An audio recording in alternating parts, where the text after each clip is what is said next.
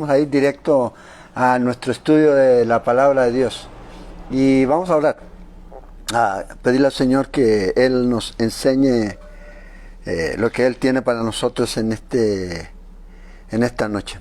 Oremos. Señor, te damos gracias por tu amor, te agradecemos por tu fidelidad, Señor. Gracias por todo lo que tú nos das, Señor. Queremos pedirte que bendigas este tiempo en el que vamos a estudiar tu palabra y que nos hables a nuestro corazón, que sabemos que tú tienes algo para nosotros en esta noche.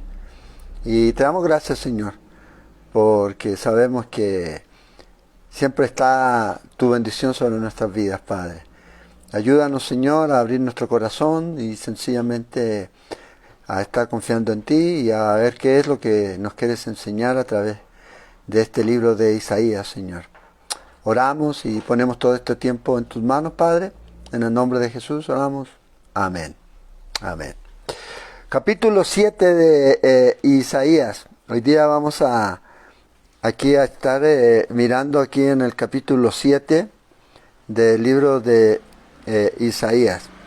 Entonces, ya sabes, si tienes la capacidad tecnológica, ya el movimiento ahí de mandar el link a otras personas, ya para que se puedan conectar, ya que no estamos transmitiendo a través de YouTube, va a ser de bendición para otros. Así que muchas gracias por su paciencia, muchas gracias por esperar y por ser pacientes y saber que esto a veces escapa a nuestra, no sé, son contingencias que se dan. No le vamos a echar la culpa a nadie, sencillamente, pero yo sé quién tuvo la culpa, pero bueno, no voy a decir nada. Vamos a estudiar el capítulo 7 del libro de Isaías. Aquí estamos llegando en este capítulo a una historia que es bastante interesante y tiene que ver con Dios hablando al rey Acaz, y lo que el Señor va a hacer aquí es sencillamente atraer a este hombre a confiar en Él para defender Jerusalén. Entonces, de aquí, del capítulo 7 al capítulo 12, trata acerca del día de Jehová e Israel. Y hay un enfoque aquí, está centrado en una alianza que se va a hacer entre los sirios y el reino del norte. ¿Se acuerdan ustedes que Israel se dividió? Una parte, 10 tribus se fueron ahí con Jeroboam, y las otras 2 tribus se quedaron con Roboam, el hijo de Salomón. Bueno, aquí la parte del norte está haciendo una alianza para ir en contra de Judá.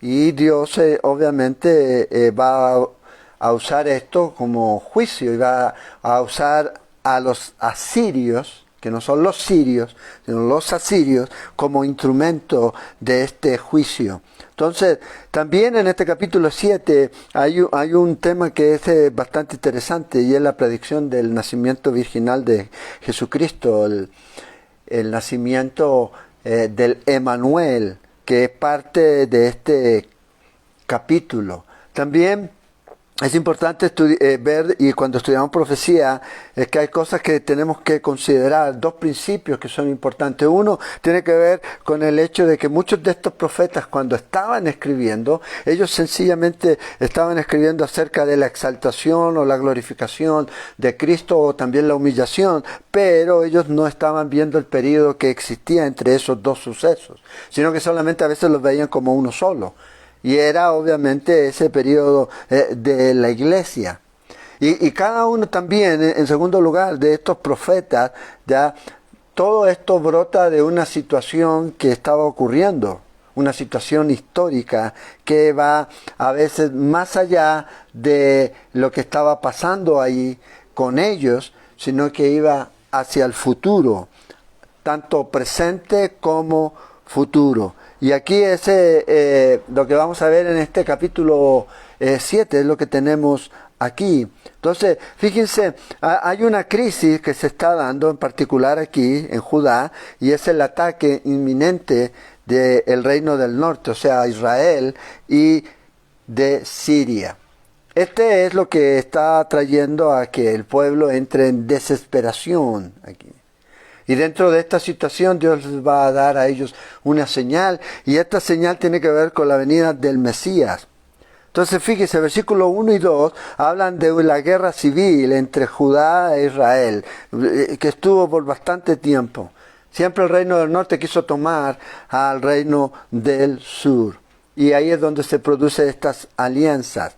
Y esto va a traer temor a la nación o al reino del sur. Luego los versículos 3 al 9 habla acerca de la palabra que el Señor le va a dar al rey Acaz por medio del profeta Isaías, y va a ir con su hijo Sear-Jasub. Y obviamente va a hablarle directamente aquí, con un mensaje obviamente de aliento, pero tenía su condición. Y aquí vamos a ver que él está o va a actuar de una manera bastante particular. A veces hay muchos cristianos que actúan como este hombre. Luego los versículos 10 al 16 hablan acerca de la confirmación de la señal del nacimiento virginal que iba a ocurrir en la casa de David. Cuando Acaz se negó a pedir señal, el Señor le dijo: no quieres señal, yo te voy a dar. Y vamos a ver que tiene una connotación, porque a veces la gente piensa que era, qué humilde era este hombre, que quería mostrar mucha espiritualidad y mucha humildad, etcétera. Sencillamente no quiso pedir porque él no quería someterse a la voluntad de Dios. Porque si él pedía señal, el Señor se la iba a dar.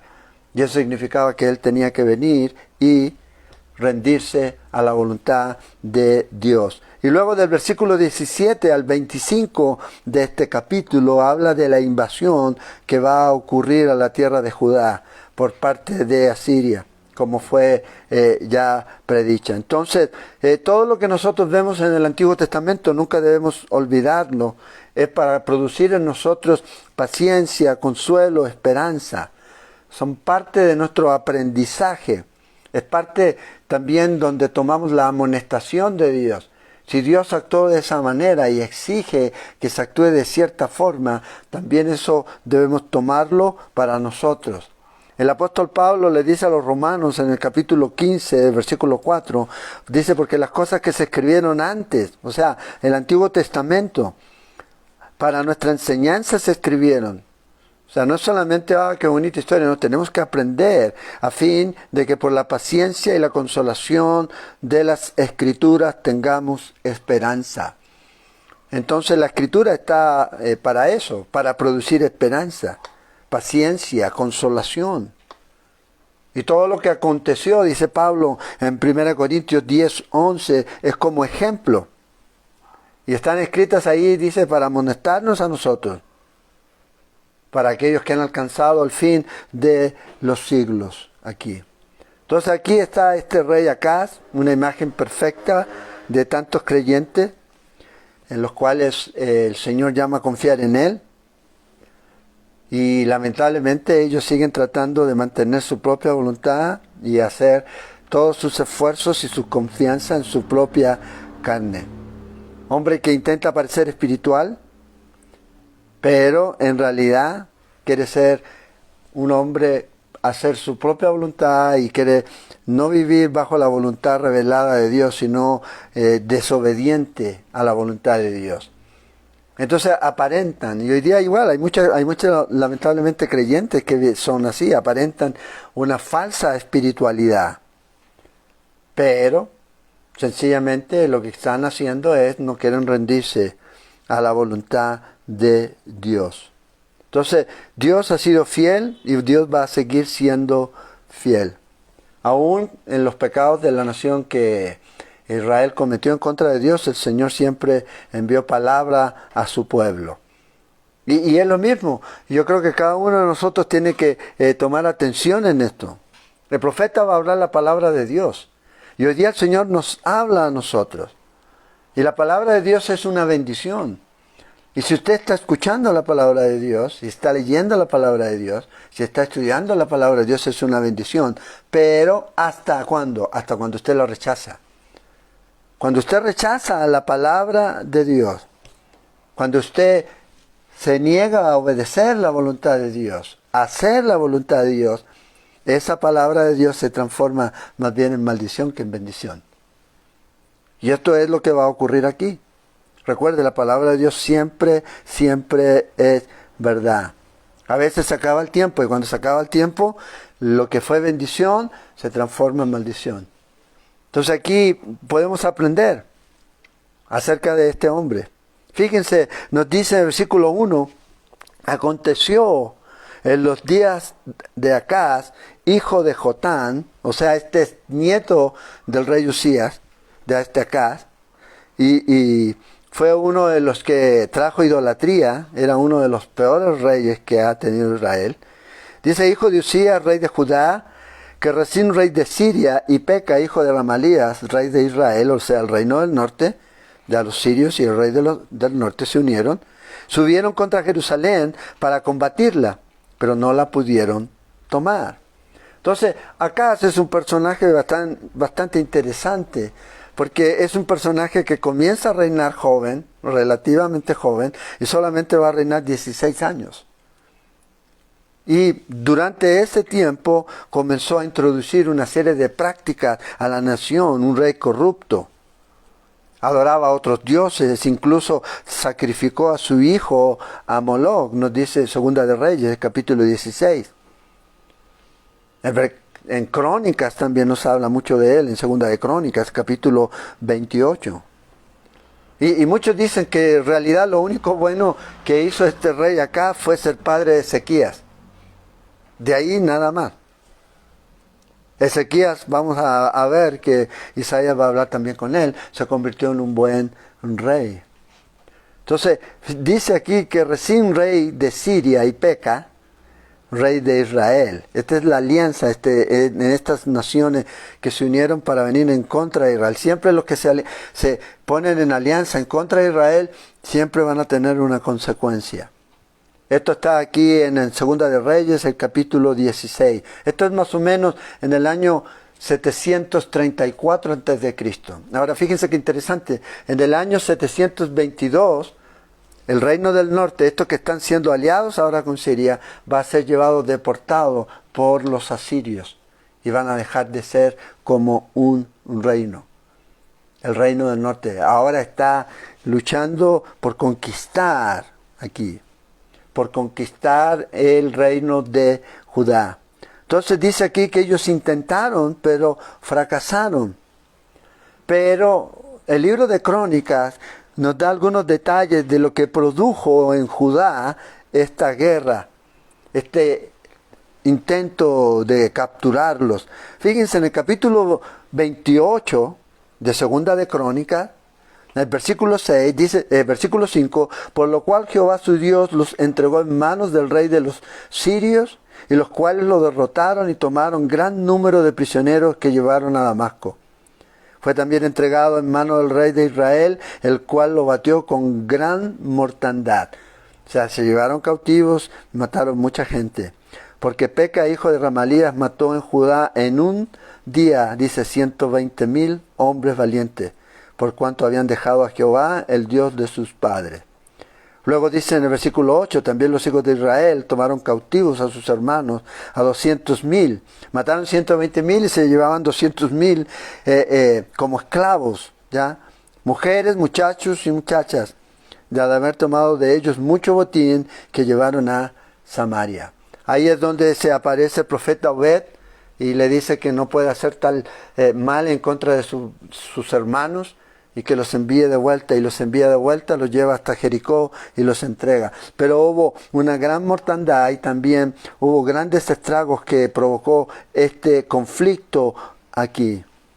Gran calamidad, trajo grandes situaciones para la nación. Esto provocó obviamente que el reino del sur estuviera atemorizado.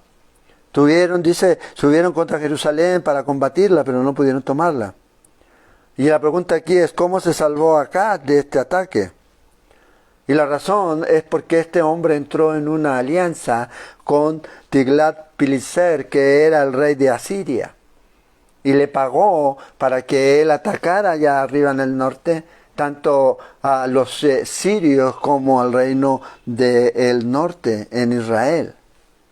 Tuvo que dar dinero ahí de la casa del Señor para poder lograr esta alianza. Entonces, del capítulo 7 aquí en adelante hasta el 39, trata con este tema. El tema es de confiar en Dios o confiar en las naciones. Y vemos que lamentablemente el pueblo de Israel, y en este punto la nación de Israel y Acab, prefirieron confiar en los hombres, en las naciones, antes que en Dios. Dice el versículo 2, y vino la nueva casa, dice, y vino la nueva la casa de David, o sea, a Judá, al reino del sur, diciendo, Siria se ha confederado, se ha unido con Efraín. Y Efraín es otro título para el reino del norte, para Israel. También Samaria se le conocía. Y se le estremeció el corazón, y el corazón de su pueblo. O sea, se les sacudió, se tambalearon, dice. Como se estremecen los árboles del monte a causa del viento. La reacción de Acab ante esta situación fue de temor. En vez de poner su confianza en el Señor, ellos estaban estremecidos, asustados por lo que ellos estaban viendo que se les venía otra vez. Otra destrucción aquí. Y fíjense aquí, el pueblo, en la referencia aquí al pueblo de acá, se habla de su pueblo, Judá. El pueblo aquí, no el pueblo del Señor. Porque el pueblo del Señor no puede tener temor. Ellos estaban ahí en esa condición.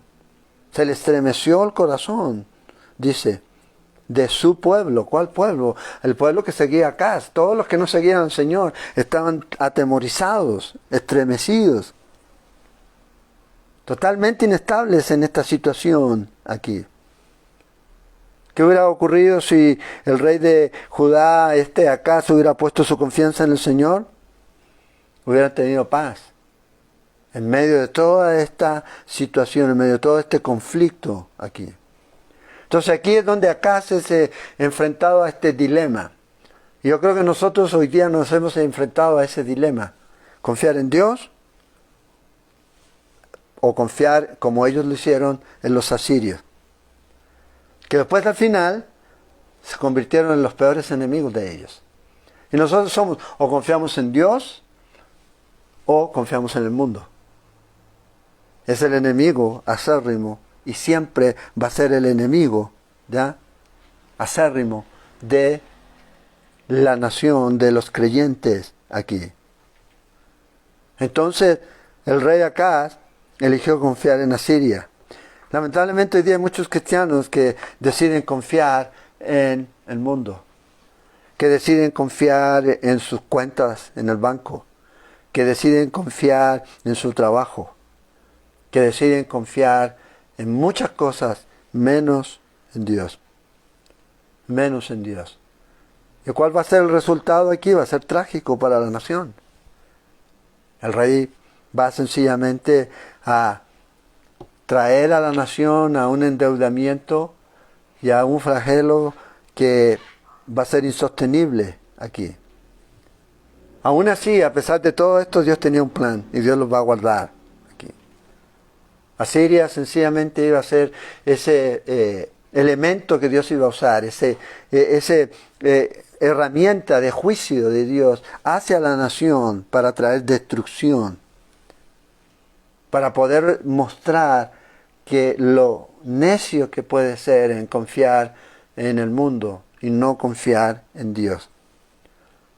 Que Dios puede restaurar, que Dios puede traer otra vez al remanente. Esto es lo que el Señor le va a mostrar aquí a la nación de Judá, al reino de Judá, al rey Acab aquí. No se convirtieron en siervos de Dios, sino que sencillamente ellos se entregaron al mundo y comenzaron a confiar, dejaron de ser esa luz que debían ser. Israel necesitaba aprender a confiar en el Señor y este era el momento. ¿Por qué? Porque ninguna otra nación iba a confiar en Jehová. Porque no lo conocían. Pero aún así ellos continúan poniendo aquí su confianza en las naciones en lugar de en Dios. ¿Qué hacemos nosotros cuando el pueblo de Israel lo que estaba haciendo es sencillamente no estaba transmitiendo el mensaje, no estaba transmitiendo la esperanza, la confianza, sino que sencillamente se estaban comportando como todos los demás? Y hoy día nosotros estamos en la misma situación. ¿Qué mensaje, qué confianza, qué esperanza estamos transmitiendo al mundo? Cuando estamos teniendo el temor, el mismo miedo, el mismo temor que el mundo. No confiamos en Dios, que Dios tiene control y que Él es soberano y que está sentado ahí en el trono reinando aquí. En el cual usted puede confiar en Él y puede depender de Él, no importa la situación. Eso es lo que el Señor quería que la nación de Israel pudiera mostrarle al mundo, que ellos podían confiar en Dios, que ellos podían confiar en el Señor, y que el mundo podía ver a este Dios, al Dios de Israel, a Jehová, como el verdadero y único Dios aquí. Entonces, confiar en las naciones era perder el enfoque en la misión de Dios para Israel. Hoy día confiar en el mundo y confiar en todas esas cosas que hemos mencionado es realmente perder el enfoque en la misión de Dios para su iglesia. Una iglesia atemorizada, una iglesia que está cabizbaja, una iglesia que está dependiendo del hombre y no de Dios. Que tiene miedo, que no da ninguna esperanza aquí. Entonces, durante este tiempo, entre el 735 al 732, aquí es donde se produce toda esta situación. Y estos reyes van a venir en contra del pueblo del Señor. Y ellos no van a confiar. Entonces ahora el versículo 3, la pregunta es, ¿vas a creer? Esto es lo que el Señor le va a decir acá, esto es lo que el Señor nos dice a nosotros también. Isaías va a ser enviado aquí al rey para animarle. Y fíjate lo que nos dice el versículo 3. Entonces dijo Jehová a Isaías, sal ahora al encuentro de Acaz, tú y Sear Jasub. Perdón, no es COVID por si acaso. Y este Sear Jasub es el hijo, el primer hijo de, obviamente, Isaías, y lo que está haciendo aquí es sencillamente trayendo una lección caminante, como dirían alguien. ¿Por qué? Porque el nombre de este hijo de Isaías, Sear Jasub, o Jasub, significa un remanente volverá. O sea, en otras palabras, lo que el Señor le estaba mostrando acá, pase lo que pase, Dios tiene control y su pueblo no va a perecer en el exilio. Dios va a traer a su remanente. El otro hijo, que lo vemos en el capítulo 8 ya, de Isaías, se llamaba y tiene un nombre bastante interesante a los que les gusta ponerle nombres bastante interesantes y peculiares a sus hijos, es Maar Salal Hatbaz. ¿Ya? En español es el remanente escapará. Ese es lo que él quiere decir. Entonces, el Señor envía a Isaías y le dice, sal al encuentro tú y lleva a tu hijo. Muéstrales esta lección. Al extremo del acueducto del estanque de arriba, quizás ahí donde estaba la fuente de Gijón, eso está localizado al este de Jerusalén, de ahí de ellos tomaban el agua, después de sequía va a ser un túnel para tener agua, para conectar eso, para que cuando ellos eran cercados por las naciones, ahí cuando ellos estuvieran detrás del muro, nunca les faltara el agua. Dice que se iba a encontrar con él en el camino de la heredad del lavador, aquí.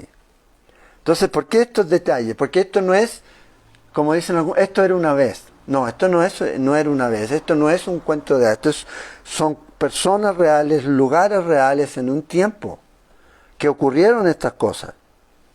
Esto no es una fantasía, esto no es algo que se le ocurrió a alguien, no, esto está ahí. Y estos lugares que se mencionan ahí, usted puede verlos todavía, ahí están en Israel. Entonces el Señor envió aquí a darle esta esperanza a este rey con su hijo. El remanente volverá o retornará. ¿Eso qué quiere decir? Que hay un mensaje doble aquí. Y eso yo creo que a veces se nos olvida. Sí hay esperanza, pero antes de eso hay juicio. Si quieres remanente, ¿eso qué quiere decir? Tiene que haber un desastre antes. Tiene que haber un exilio, tiene que haber una muerte de personas. Pero el Señor les da esperanza. Entonces, este remanente va a ser guardado, va a ser protegido durante este tiempo. El resto de la gente va a ser, muchos de ellos, destruidos aquí. Entonces fíjese la ilustración, aquí está mi hijo, esta es la ilustración del mensaje, le está diciendo Isaías. ¿Cuál es la ilustración? Judá no, o Israel no será destruido. Y ahora dice en el versículo 4, Dios aquí hablándole al rey, y fíjate, dice no temas. No temas por algo que es puro humo y no hay fuego. Y dile, dice el versículo 4, guarda y repósate, no temas, ni se turbe tu corazón a causa de estos dos cabos de tizón que humean. Es puro humo. ¿Ya? Es como perros que solo ladran y nunca muerden a nadie. Por el ardor de la ira de Racín y de Siria y del hijo de Ramalías. Aquí. Fíjate, el Señor le está diciendo a este hombre por medio de Isaías, a este rey, que no tuviera temor.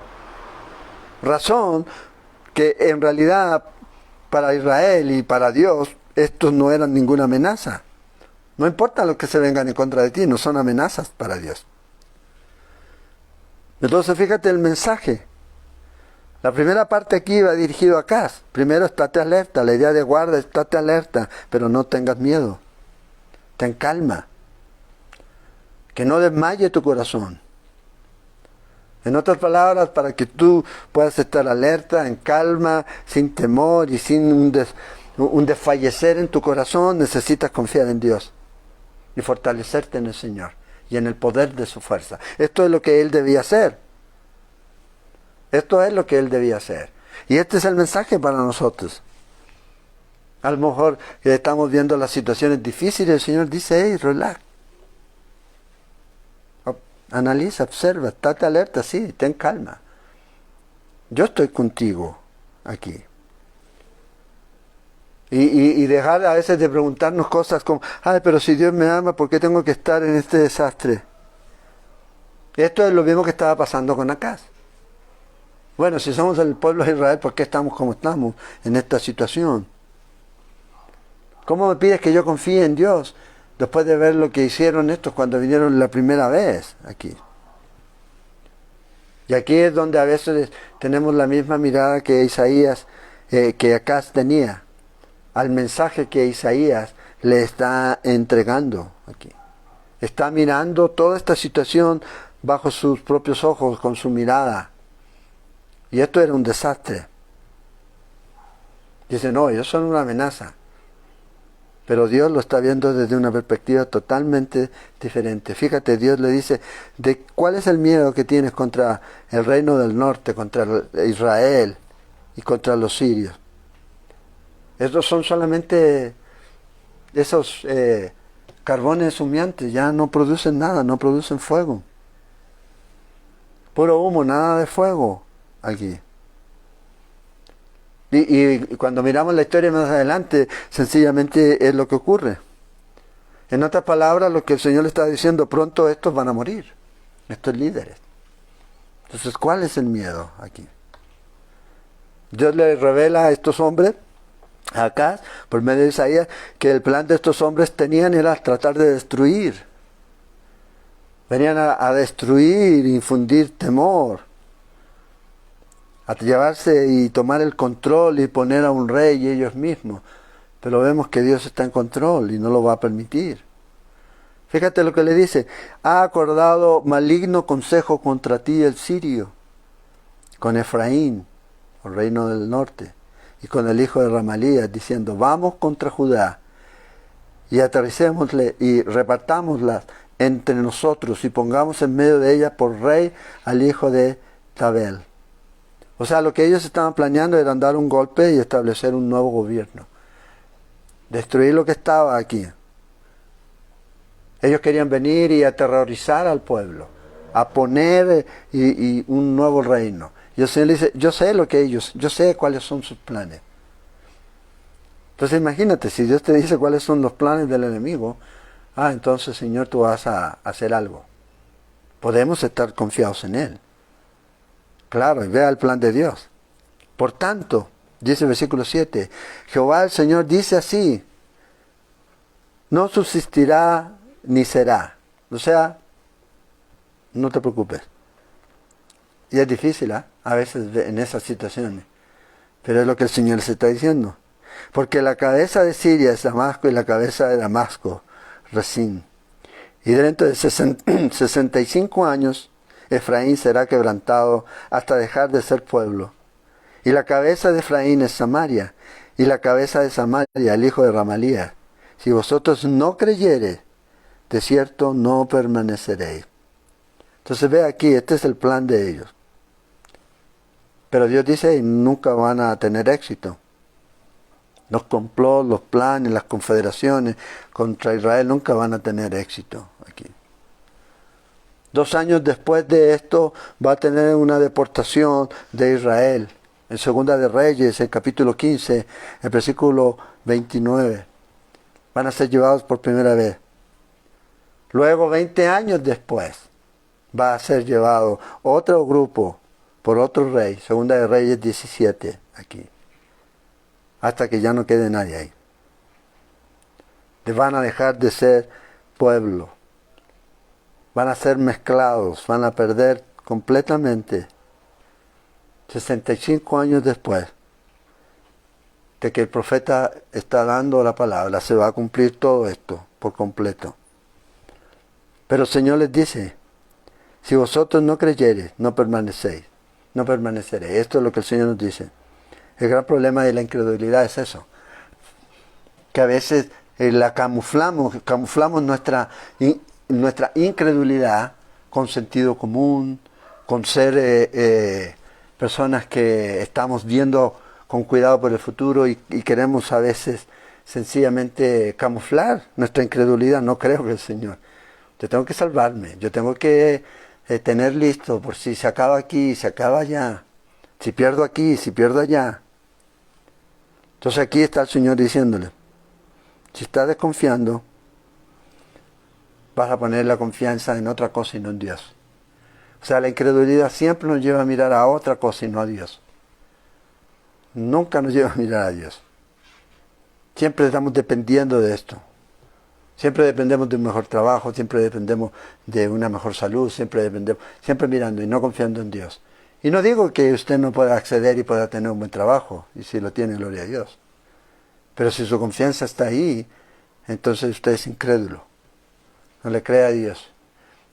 De que Dios puede suplir, proveer, cuidar y proteger, no importa la condición en la que usted esté, o en la condición en la que yo pueda estar. Entonces vea la promesa que el Señor le hace aquí. La pregunta es si Él va a creer o no. Ahora, lo interesante es que a este punto, ya si Él creía o no, no va a afectar la batalla contra Jerusalén. Dios ya había decretado, Dios ya había dicho, esto es lo que va a ocurrir. Ya, tranquilo, yo sé lo que va a ocurrir. No va a afectar el curso del reinado o de la vida de este rey, sino lo que va a ocurrir sencillamente es esto, su vida como rey. No iba ya a permanecer. De hecho, él solamente reinó 16 años. No creyó en Dios, no puso su confianza en el Señor. Puso su confianza en los métodos. Métodos aquí deben cuidarnos, este rey de Asiria debe cuidarnos. Aún así, Jerusalén fue salvada. Pensó, wow, tuve éxito en mi plan. ¿Cuál era su plan? Que este rey de Asiria nos protegiera. Pero ¿qué hubiera pasado si él hubiera confiado en el Señor? 2 cosas. 1, Jerusalén hubiera sido salvada. Y 2, acaso hubiera sido bendecido. Y vamos a ver que eso no ocurre. Siempre la desconfianza, siempre va a traer desgracia. Siempre aquí. Y esta es la advertencia. Si no afirma su fe en el Dios verdadero, su reino no va a ser confirmado. Entonces vea la promesa del Señor. No tengas miedo. ¿Qué han planeado en contra de ti? No va a permanecer. Vea, su plan va a fallar. Pero esta es la condición. Si crees. Ahora, si no crees, no vas a ser establecido en tu trono. ¿Cuántos años duró? 16 años. Murió a los 36. O sea, imagínense, una vida truncada por no creer. Ahora aquí en el versículo 10, el Señor le da una señal aquí y acá a este rey. Y Dios le da esta como una carta blanca: pídeme lo que quieras. Pídeme lo que quieras ahí. No tengas miedo, no seas tímido. ¿Qué quieres? ¿Qué quieres que yo te haga? ¿Qué quieres como señal para confiar en que lo que yo estoy diciendo, para creer que lo que yo estoy diciendo por medio del profeta se va a cumplir aquí? Probablemente su cara mostró su incredulidad. Entonces Isaías dice esto aquí, versículo 10. Habló también Jehová acá, diciendo: pide para ti señal de Jehová tu Dios, demandándola ya sea desde abajo o en lo profundo o de arriba en lo alto. O sea, pídeme de donde sea la señal, de donde tú quieras, de arriba el espacio, cielo, la tierra, abajo, el infierno. Pídeme lo que tú quieras aquí. Algo sobrenatural para que veas la validez de la promesa que yo estoy haciendo. Y vamos a ver que la respuesta de este hombre aquí es para muchos: wow, yo haría lo mismo que él. Pero vea, cuando el Señor te dice que pidas algo, pídelo. Pídelo. Si no te lo dice, bueno, entonces acá estaba aquí en este punto en donde él no quería buscar una señal del Señor. Se negó a eso. Pero no estaba interesado. Lo que realmente él estaba mostrando en el no pedir es sencillamente eso: no me interesa la ayuda de Dios. Porque si yo pido la señal, estoy diciendo: ok, dame. Y si yo veo que esto se cumple de acuerdo a lo que yo dije, entonces tengo que depender y confiar en la ayuda de Dios. Dios me va a liberar, y si Dios me va a liberar, entonces yo estoy obligado a servir a Dios. Esta es la lógica que probablemente este hombre usó aquí. Pero su corazón estaba tan en contra del Señor que prefirió ser destruido antes de servir al Señor. Entonces dice aquí, versículo 12, y respondió Acaz. Y hoy día hay muchos cristianos así: oh, no pediré, y no tentaré a Jehová. Ya, este era un político aquí, tratando de hacerse pasar por piadoso, al mostrar esta no deseo de pedir. Pero yo, en otras palabras, no quiero tener ninguna obligación con Dios. Por eso no voy a pedir. Entonces tenía esa como apariencia de piedad esta respuesta. Pero definitivamente, absolutamente, este es uno de los más grandes hipócritas que puede usted encontrar en la Biblia. De fijo, no hay otro como este. Suena muy espiritual viniendo de acá. Porque si uno ve, dice: wow, es casi lo mismo que dijo Jesús: no tentarás al Señor tu Dios, en Mateo capítulo 4. Pero ¿dónde está el problema? Obviamente las palabras pueden ser similares, pero el problema está en el corazón de estas personas. El corazón de Acaz y obviamente el corazón de nuestro Señor Jesucristo aquí. Entonces a veces mejor no voy a pedir, porque ¿qué tal si el Señor cumple? Me voy a obligar a servirle, a creer en Él aquí. Entonces, probar al Señor o tentar al Señor de una manera incorrecta. Aquí no es esto, porque el Señor se lo está pidiendo. Es sencillamente el Señor. O sea, nunca es tentar o probar a Dios a hacer lo que Él dice. Si Él nos invita a probarlo. ¿Se acuerdan en Malaquías 3:10?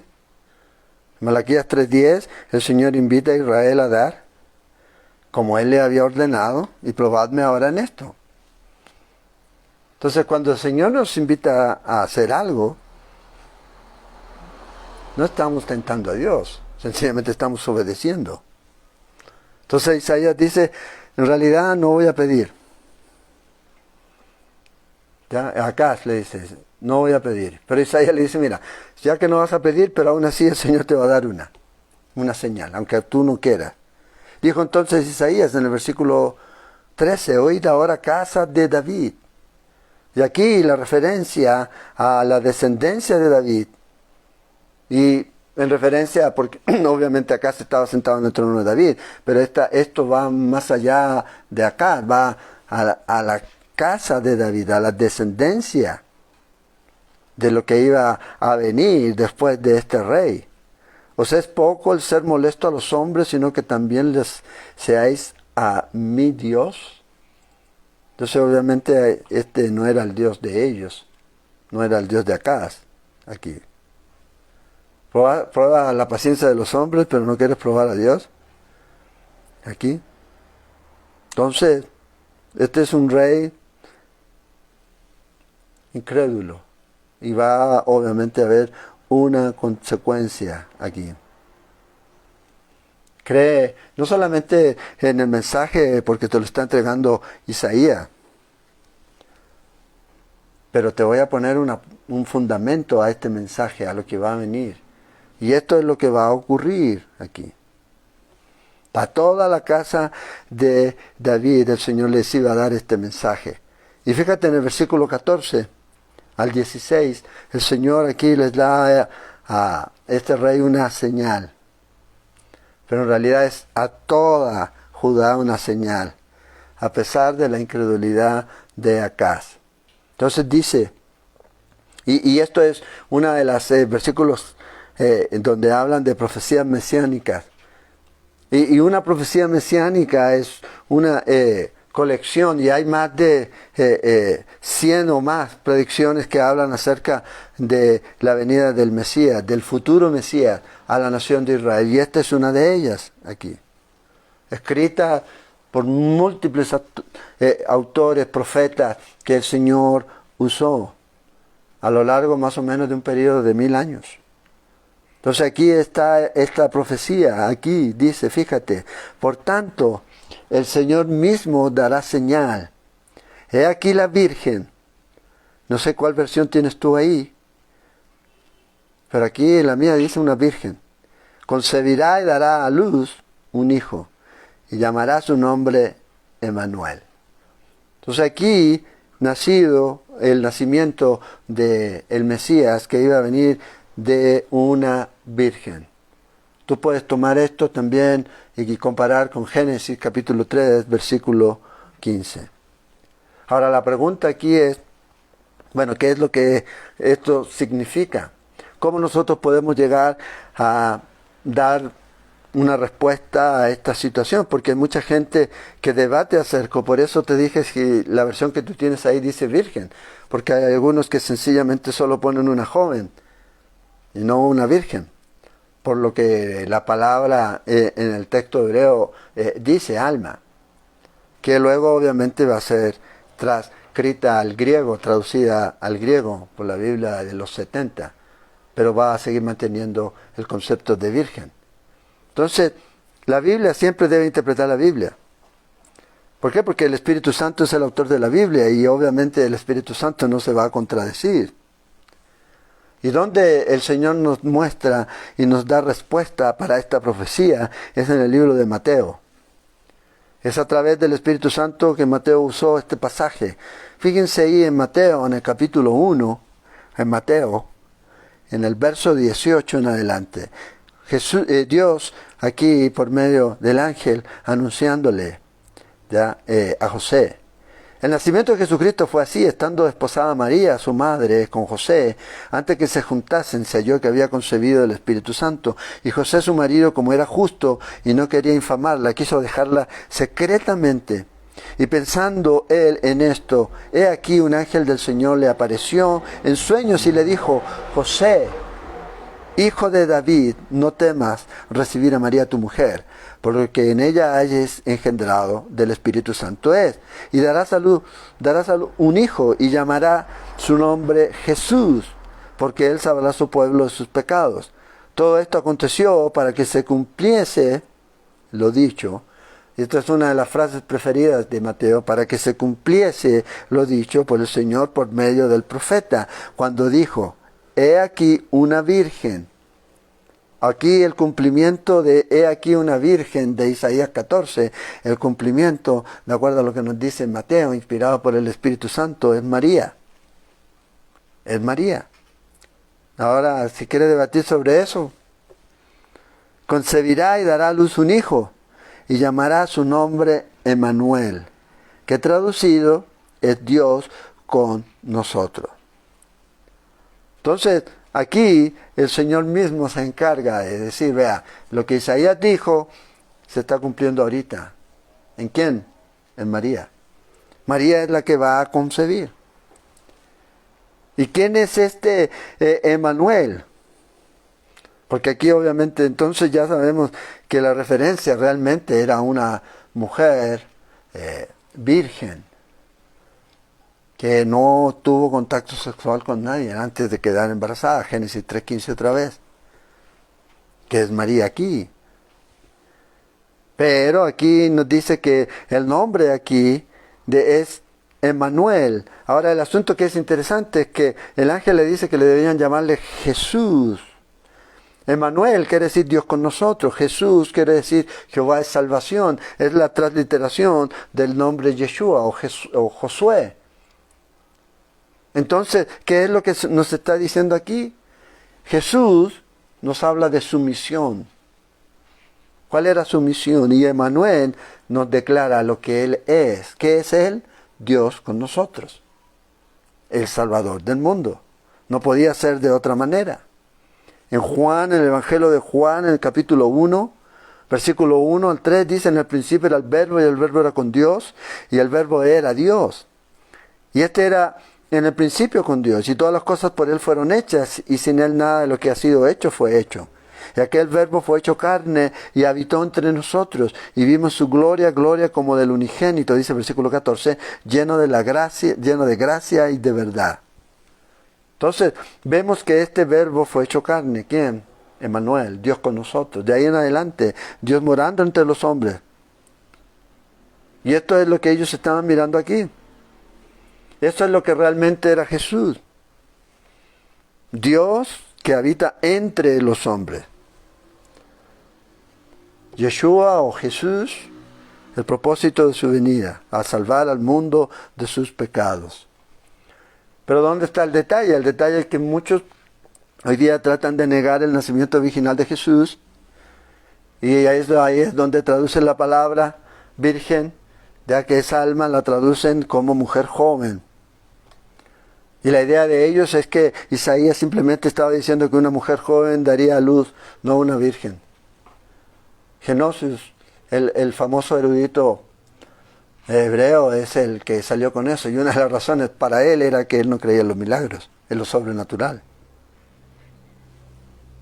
Entonces, cuando nosotros vemos las Escrituras y vemos cómo Dios se muestra y se compara, Escritura con Escritura, nos damos cuenta que obviamente la referencia aquí es a María, una mujer soltera, ¿ya? Una mujer sexualmente pura. Y esta es la traducción que se hace del texto hebreo al griego, en lo que se llama la Septuaginta, y usa la palabra virgen, Partenor, para decir que sí, ellos mantuvieron eso. Entonces, fíjense, aquí nos habla de este Emmanuel. Y que es interesante, voy a ver si logro terminar. Tengo 20 referencias aquí para ver de quién es realmente este Emmanuel. Si Dios lo permite, la próxima semana, cuando podamos estar en una situación normal, vamos a poner todos estos pasajes en la pantalla para que usted los pueda copiar. ¿Ya? Pero, fíjense, ¿quién es este Emmanuel? En el libro de Apocalipsis voy a hacer algunas referencias, no las voy a hacer todas, nada más, algunas de ellas. En capítulo 1 de Apocalipsis, versículos 7 al 8, nos dice que Jesucristo es el Todopoderoso. Ahora vea, Génesis 17:1 nos dice que Dios es el Todopoderoso. Entonces vaya viendo usted quién es Jesús, quién es este Manuel. En Juan 8:58 dice que Jesucristo es el Yo Soy. En el libro de Éxodo, capítulo 3, versículo 14, nos dice ahí que el Yo Soy es Dios. Entonces, Él es todopoderoso, Jesús. El Antiguo Testamento nos dice que Dios es todopoderoso. Jesús dice, yo soy Dios, en otras palabras, y el Nuevo Testamento, el Antiguo Testamento nos dice lo mismo. Cuando Dios se revela a Moisés. En Hechos 3:14 dice que Jesucristo es santo. Isaías 43:15 nos dice que santo es Dios. En Juan 8:24, en Apocalipsis 22:13 dice que Jesucristo es el primero y el último. En Isaías 44:6 nos dice que el primero y el último es Dios. Vaya comparando. ¿Quién es este Manuel? ¿Quién es este Jesús? No es un gran maestro, una gran persona, un gran líder. No, es Dios mismo. En 1 Corintios 10:4 nos dice que Jesucristo es la roca. Salmo 18:31 nos dice que la roca es Dios. En Juan 5:21 dice que Jesucristo resucita a los muertos. En 1 de Samuel, en capítulo 2, versículo 6, dice que Dios resucita a los muertos. Juan 8:12 dice que Jesucristo es la luz. Isaías capítulo 60, versículo 19 al 20, dice que Dios es la luz. Y usted puede seguir y seguir. Y fíjense, en 1 de Juan, en capítulo 4, versículo 15, nos dice que Jesucristo es el Hijo de Dios. Y vea lo que dice Proverbios 34. Proverbios 34 nos dice que Dios tiene un hijo. Y voy a leer ese. Dice así, ¿quién subió al cielo y descendió? ¿Quién encerró los vientos en sus puños? ¿Quién ató las aguas en un paño? ¿Quién afirmó todos los términos de la tierra? ¿Cuál es su nombre y el nombre de su hijo? ¿Sí sabes? Sí sabemos, Emmanuel, Jesús, Dios con nosotros, el Salvador del mundo. Entonces aquí estamos viendo que Jesús no es simplemente un buen hombre, un gran maestro, es el mismo Hijo de Dios. Negar esto es negar la palabra de Dios. Primera de Juan, en capítulo 4, versículos del 1 al 6. Cualquier persona que niega que Cristo vino en carne. Entonces, aquí nosotros vemos la promesa. Entonces, esta profecía apunta no solamente a una señal para acá en el tiempo de alguien. Hay muchos que piensan, y vamos a ver eso cuando lleguemos al capítulo 8, que probablemente Isaías se volvió a casar y tuvo otro hijo. Porque es en el tiempo de ese hijo que se comienza a contar. 2 años después, 3 años después, se cumple lo que va a ocurrir aquí en los versículos que vienen más adelante. Fíjense en el versículo 15. Y este que va a nacer, dice, comerá mantequilla y miel, ¿ya? Hasta que sepa desechar lo malo y escoger lo bueno. O sea, va a haber un tiempo desde que nace. Algunos hablan de entre saber lo bueno ya desde los 3 años, porque antes que el niño sepa desechar lo malo y escoger lo bueno, la tierra de los reyes, de 2 reyes que tú temes, será abandonada. O sea, la profecía es, va a nacer este niño, el cumplimiento a corto plazo, ¿ya? El cumplimiento doble de esta profecía. Principio aquí, programado aquí para que se cumpliera durante el tiempo de Acaz. Pero obviamente que esta profecía va más allá de este hombre Acaz. El niño va a nacer, antes que el niño ya, dice ya cuando el niño ya nace y esté en su periodo en donde ya sabe reconocer lo que es bueno y lo que es malo. O sea, la edad que le llaman algunos edad de responsabilidad o la edad de discernimiento. Entonces, cuando ya cumple esa edad, estos dos reyes a los que tú estás viendo, estos dos carbones humeantes, van a ser destruidos aquí. Hay algunos que piensan 2 o 3 años, es cuando ya un niño puede entender lo que es bueno y lo que es malo. También el pueblo de Israel ya a los 13 años, ya el niño ya pasa de ser un niño a ser un adulto. Entonces aquí la referencia es que cuando este niño va a nacer, cuenta en este tiempo y se va a cumplir la profecía. Y eso es exactamente lo que ocurrió. Ya no van a estar más reinando en Siria ni en Samaria, ya sea los 3 primeros años o los 13 años. El asunto es que la profecía se iba a cumplir por completo. Y así fue. Y si usted lee del versículo 17 al 25, viene todo lo que va a ocurrir por, obviamente, no creer a Dios.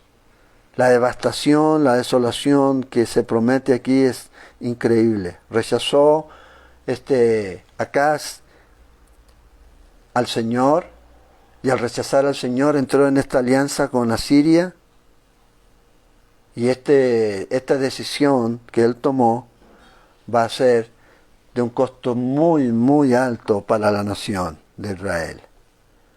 Fíjate, dice, Jehová hará venir sobre ti, sobre tu pueblo y sobre la casa de tu padre. Sobre ti, sobre tú, es tú. Tu decisión. Días cuales nunca vinieron desde el día en que Efraín se apartó de Judá. Esto es, al rey de Asiria.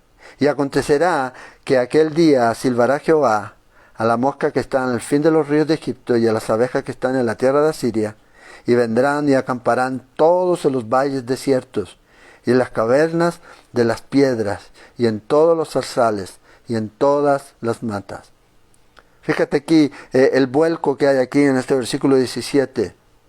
Pasa ahora a una persona singular. Comienza a hablar sobre ti, tú, usa 2 veces aquí.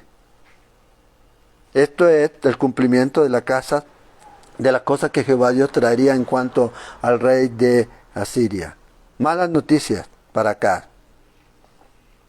Cuando confió en Asiria, en lugar de confiar en el Señor, solo malas noticias. Lamentablemente eso pasa cuando no confiamos en el Señor. Pensamos hacer movimientos astutos como este, por si acaso, y vea lo que ocurrió.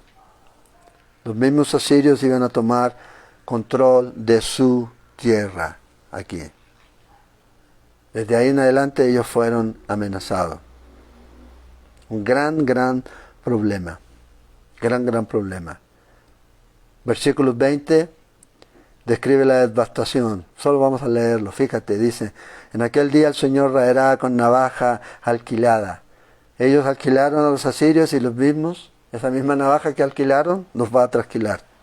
Les va a cortar todo. Los va a humillar por completo. El cortarle la barba a alguien en ese tiempo era un acto de humillación. Con los que habitan al otro lado del río, esto es con el rey de Asiria, cabeza y pelo de los pies y aún barba, y también quitará, dice, y acontecerá en aquel tiempo, que criará un hombre una vaca y 2 ovejas, y a causa de la abundancia de la leche que darán, comerán mantequilla, ciertamente mantequilla, y miel comerá el que quede en medio de la tierra. No va a haber vegetales, no va a haber hortalizas, no va a haber nada de eso. Solo se van a tener que alimentar con esto. Acontecerá también en aquel tiempo que el lugar donde había 1000 vides que valían 1000 siclos de plata será para espinos y cardos. O sea, nadie va a cuidar la tierra por el miedo, por el temor.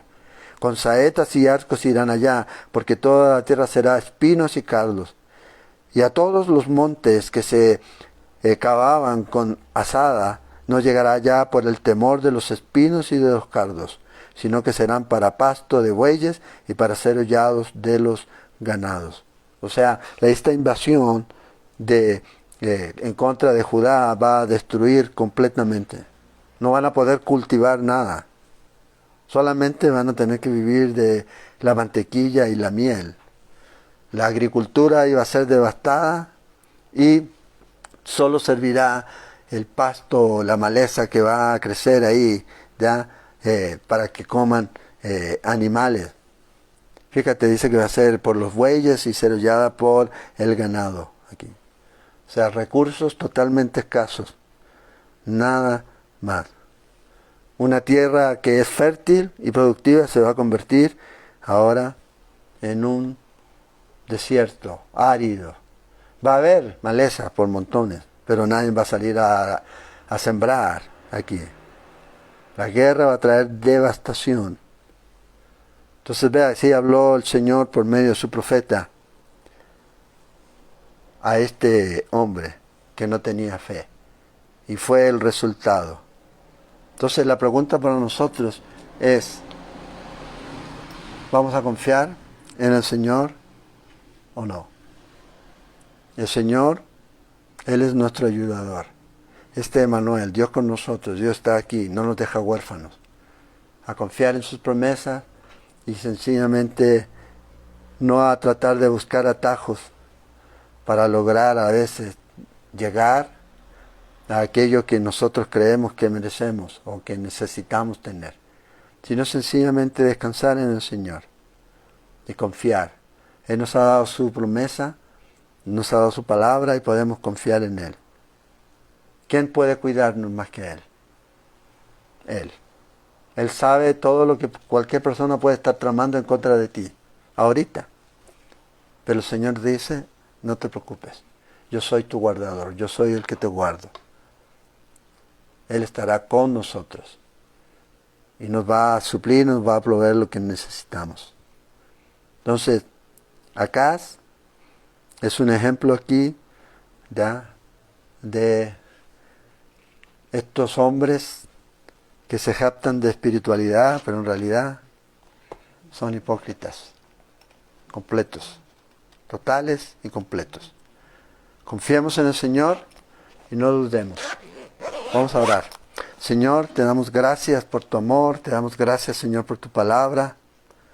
Y oramos, Señor, para que tú, en tu gracia, Señor, en tu amor, en tu bondad, puedas tú, Señor, ayudarnos a seguir confiando y dependiendo completamente de ti.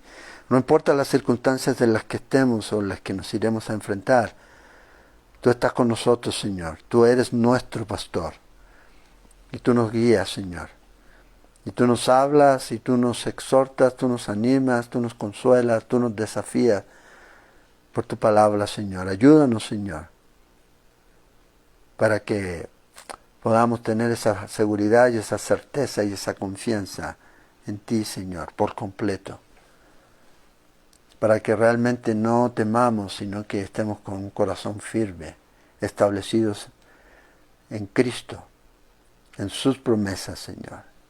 Te lo pedimos, Padre.